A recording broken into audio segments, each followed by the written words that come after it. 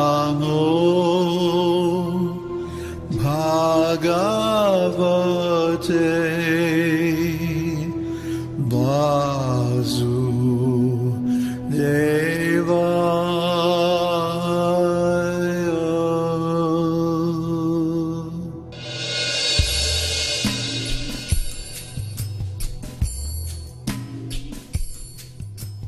Hello, I'm David Hughes. Welcome to Your Perfect Body, the podcast of the Esoteric Teaching Community.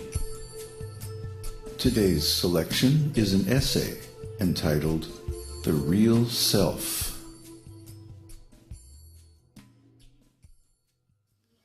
Our series on the second chapter of Bhagavad-gītā continues with the detailed study of the science of the soul given by Sri Kṛṣṇa Himself.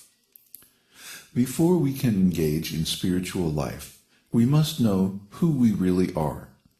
The material body is just a temporary shell. The real self is the eternal soul.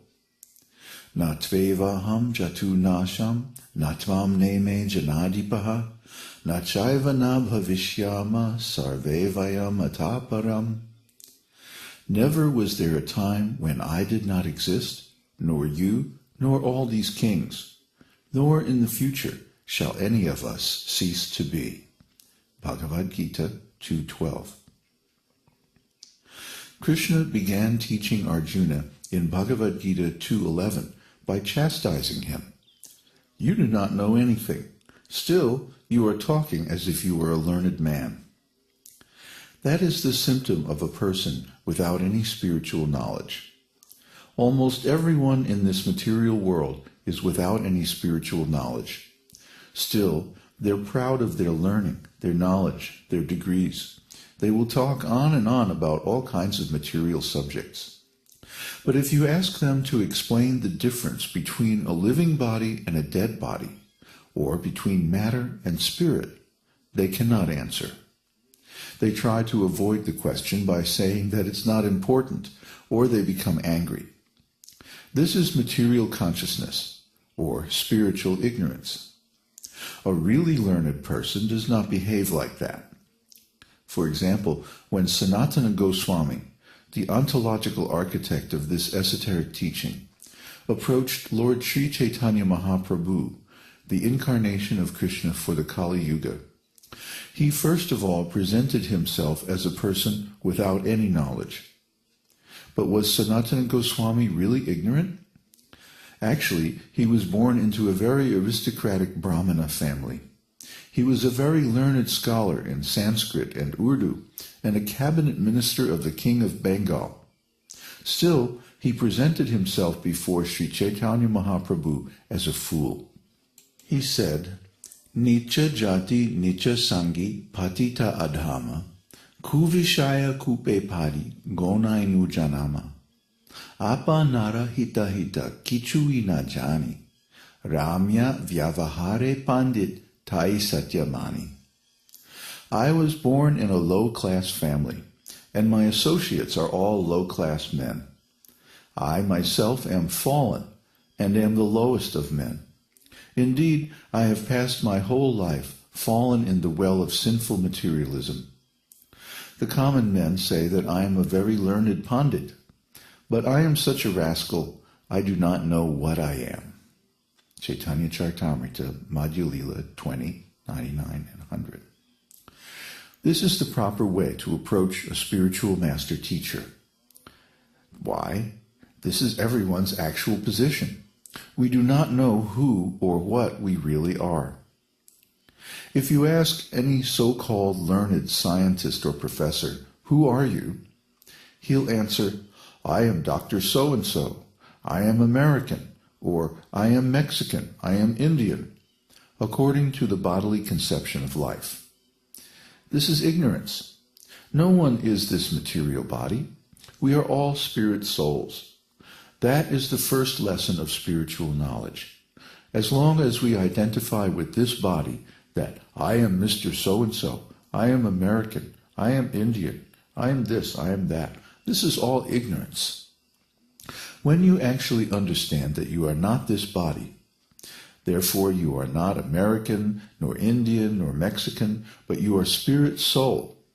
Then your spiritual education begins. In Sanskrit, this realization is called aham brahmasmi, I am spirit soul. Anything that is spiritual is actually part of the spiritual world, the kingdom of God. Therefore, the spirit soul has no real connection with this material world. When one fully understands this fact, that the spirit soul is completely different from this material world, then he's actually learned. This state of consciousness is called Brahma Bhuta. Brahma Bhuta prasannatma na sochati na kankshati samasavesu bhuteshu madbhaktin labhate param. One who is thus transcendentally situated at once realizes the Supreme Brahman and becomes fully joyful. He never laments or desires to have anything. He is equally disposed toward every living entity. In that state, he attains pure devotional service unto me. Bhagavad-gītā 1854. The symptom of Brahma Bhuta consciousness is prasannatma. As soon as one becomes self-realized, he is completely happy. As long as one identifies with this material body, he is unhappy, full of anxiety and misery, because this body is temporary and imperfect. But spirit is always Satchit Ananda Vigraha, eternal personality and form, full of consciousness and bliss. Brahma Samhita 5.1. So the spiritual teaching of Bhagavad-gītā begins with this point, that one should know that he is not this material body. That knowledge is lacking throughout the whole world. Everyone is identifying with this body like an animal. Therefore, Krishna chastised Arjuna in Bhagavad-gītā 2.11 that you have this animalistic concept of life and still you are speaking like a very learned scholar? No truly learned man laments on account of this body. It is said in the Bhagavad-gītā, Dehinosmin yata dehe komarang yovanang jara tata dehantara praptir dhiras tatra namuhyati. As the embodied soul continually passes in this body from boyhood to youth to old age, the soul similarly passes into another body at death. A sober person is not bewildered by such a change. Bhagavad-gītā 2.13. Dhiras tatra namuhyati. Dhira means one who has become sober by spiritual education and training.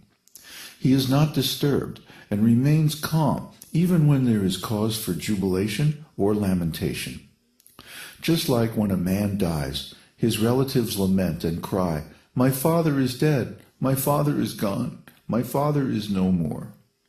But if one is a little sober, he can understand. He can contemplate that I am lamenting that my father is gone, but he's not gone. His body is lying on the bed or in the funeral casket. Then why am I saying he is gone? What is the contradiction? What is the meaning of this? This is an opportunity to understand the soul. If the relative is lamenting, crying, "My father is gone," that means he never knew his father. He knew the body only. But at the time of his father's death, he can understand that his father is not this body, that his father is really the soul. And when the soul departs from the body dies. Likewise, if we think of ourselves only as this body, then we do not really know ourselves. We are in ignorance because we mistake the material body for the self. This is the one cause of all of our suffering. As my friend Balaram so eloquently expressed in a conversation we had last night, they are afraid to lose what they do not have. We are all afraid of death, but death refers only to the material body. Since the material body is not really the self, then it is not ours, but the property of the Lord, the creator of the material world and everything in it. Since the material body is not ours, why are we afraid to lose it? We never possessed it in the first place. It is like a rented car or house. It was never ours in the first place. So why should we be upset to lose it? Why should we be afraid to lose what we do not have? Our spiritual knowledge begins when we come to the understanding that every one of us is a spirit soul. We may be in different kinds of bodies, but we are not this body. Now, Krishna is describing the nature of the soul. Krishna describes all three types of persons as spiritual and eternal. In every language there are three persons, I, you, and he, first